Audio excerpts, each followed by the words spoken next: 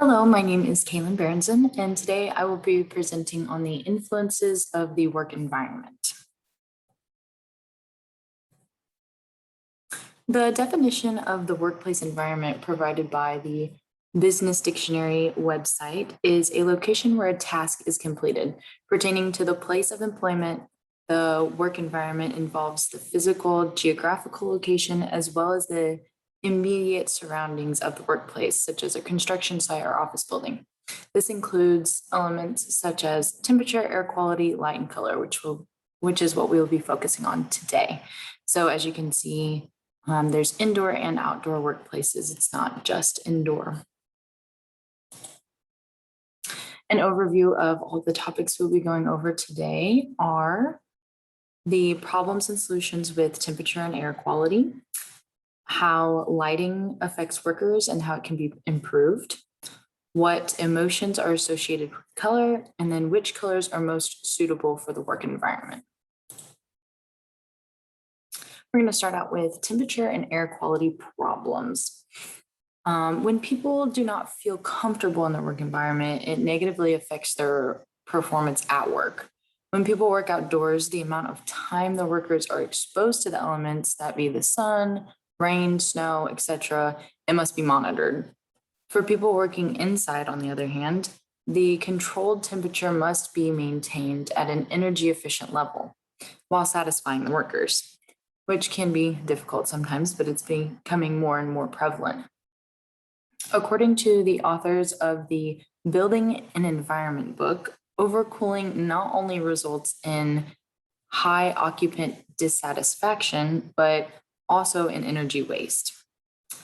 High temperature levels bring about lethargy and tiredness as a result of increased body temperature, and this can lead to possible efficiency decreases as well. Whereas low temperature levels also decrease in efficiency due to the cooler body heat and shivering, which both of those came from Dr. Sudrow and Schursat. So as you can see, it's not, again, just in the indoor workplace, but also the outdoor is largely affected by the temperature and the air quality problems. But either way, you have to have a decent temperature for people to work and be efficient at work in. So a study was done by having participants take this survey 5 times per day for 6 weeks in order to determine the ideal temperature and air movement averages.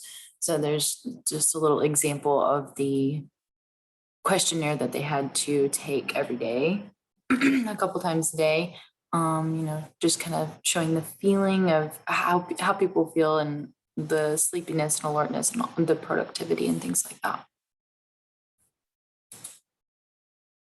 The results after the 6-week measurement period showed that the highest level of thermal satisfaction was reached at a temperature of 26 degrees Celsius, which, if you convert that, is 78.8 degrees Fahrenheit with fans in use. So there's just a couple graphs here, and you can see that people preferred to have kind of a higher temperature, honestly. 78.8 is quite a bit higher than I was expecting. But with the fans in use, it gets that air movement and then people feel more satisfied.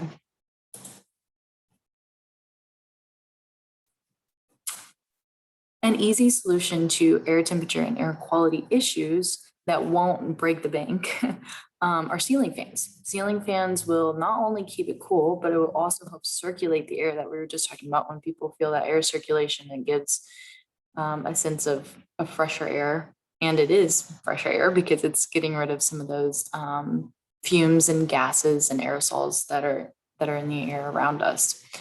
This will conserve energy by not overcooling, but it will also keep that air moving so it doesn't trap any unwanted dust or fumes that we were talking about.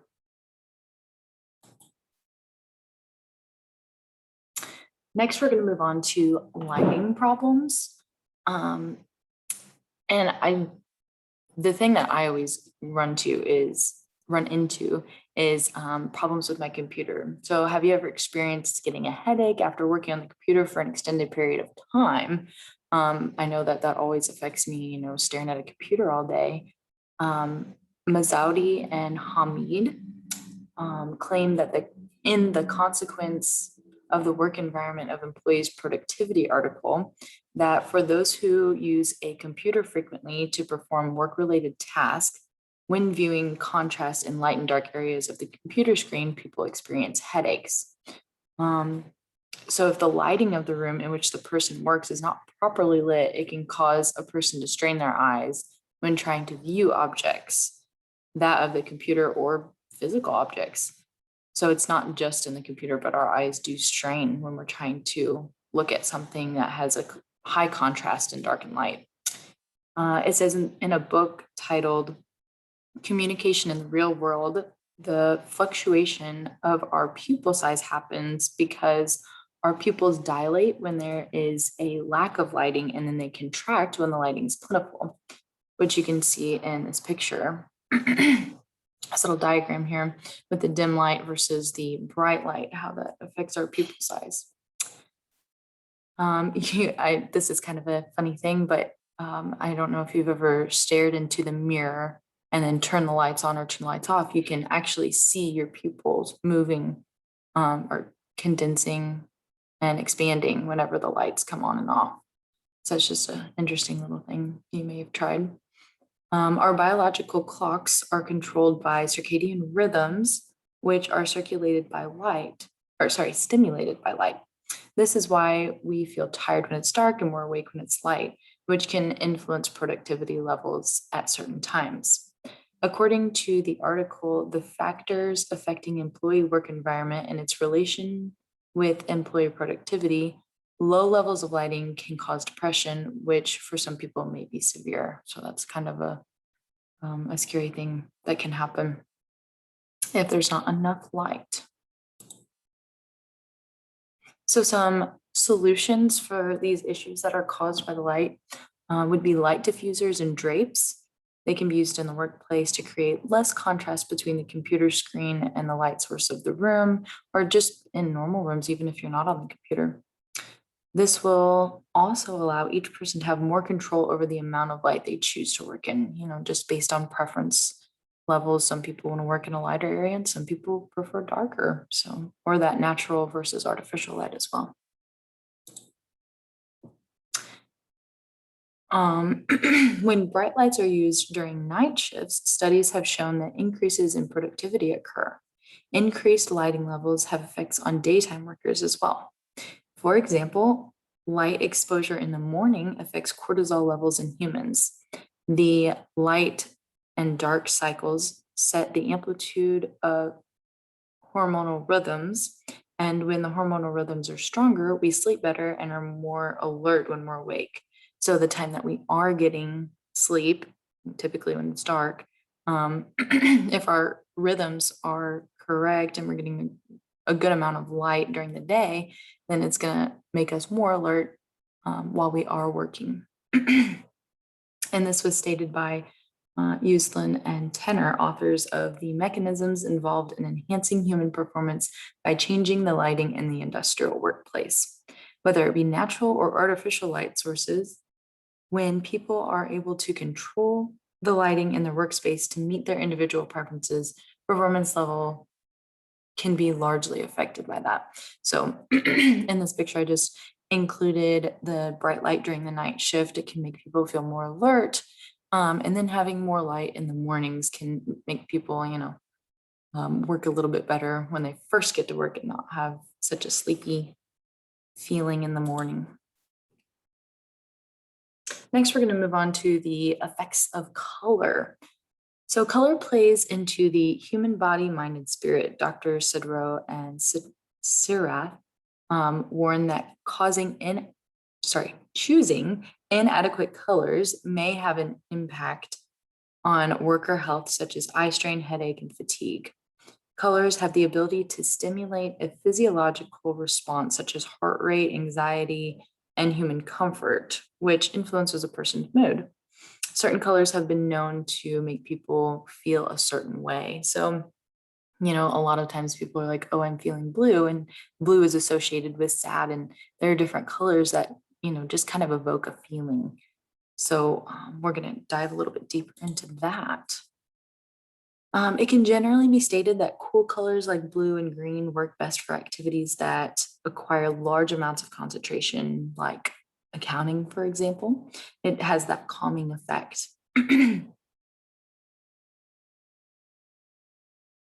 Oh, sorry. For example, people do not feel overwhelmed or distracted when they're in a blue or green room. Whereas warm color environments like red and orange are used to stimulate the creative mind, which is good for advertising and design, and really where the creative mind needs to grow. In a general office, though, white and neutral colors are safe because while they may seem dull and boring, they're less likely to create a distraction or alter one's mood. So that's why a lot of times you'll see just white offices or very, very, very plain offices. While these color groups are associated, it's generally true. And the article, The Effects of Color in the Work Environment, it could be pointed out that individual difference regarding culture, gender, age, and background may influence the perception of the workplace color and color preferences. So, for example, kids like to work in a bright room or something like that when they're younger. There's lots of stimuli, but that's because they're trying to learn through colors, and they're easily distracted anyway, but that catches their attention and it's something that they use as like a learning mechanism. But then when you get older, you don't want so many distractions because you need to focus on the work that you have at hand, maybe not the environment around you. And then another example of the culture differences is some cultures, they have super bright um, clothing that they wear, or their houses are painted very bright colors. And that's just going back to their culture. Here in the United States, it's more, you'll see more of just the neutral colors. Like we wear a lot of neutral colors, we design with a lot of neutral colors, and that's just all based on a culture thing. So there's some differences there. A study was done on 341 male and 334 female introductory to psychology students who attended a major university. They were given a questionnaire to evaluate their mood before and after working in a colored room for 45 minutes. Above in the picture, there's just a layout to show the same layout was used in each room. And then to the right, it shows the varying colors that each room was painted for the study. So as you can see, they're all the exact same setup. They just were painted different colors. After all the data was collected, the overall consensus was that green and red offices were ranked the highest among males and females alike. And then the orange room was ranked the lowest, which is kind of an interesting thing. For just the males, the best colors were white, green, blue, and gray, and the worst were yellow and purple and orange. For the female participants, red and green and beige were the best colors, and then gray and orange were the worst. Females and males unanimously described yellow and purple to be the most distracting and white to be the least distracting. So just a little bit different between males and females, but overall, the white offices, that's why people pick them, I guess, because they're the least distracting. So to wrap everything up, let's review what we went over once more. So we covered the common problems caused by temperature, air quality, and then the solutions being fans, thermostat temperatures set to 78.8 degrees Fahrenheit with fans running, which increases the rate of ventilation. And then we went on to identify the issues lighting can cause and the solutions for it being diffusers, drapes, individual light control, and the times that more light is provided. And then finally, we explored the effects of color and their association with mood. We learned that cool colors are best for concentrating and warm colors enhance creative thinking. The colored room study was also showing us that green and red rooms were ranked with the highest for males and females, whereas the orange was ranked the lowest because it was probably the most distracting. And then I can just show you, here's some sources. I hope you all found this material to be interesting and useful in your future work environments, no matter what that may be and what it may entail. So thank you very much.